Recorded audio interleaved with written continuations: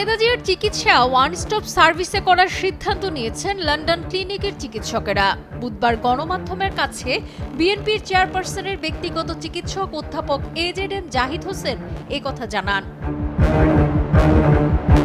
BNP চেয়ারপারসনের ব্যক্তিগত চিকিৎসক অধ্যাপক এজেডএম জাহিদ হোসেন বলেন, গত ৮ জানুয়ারি থেকে ম্যাডাম লন্ডন ক্লিনিকে ভর্তি আছেন।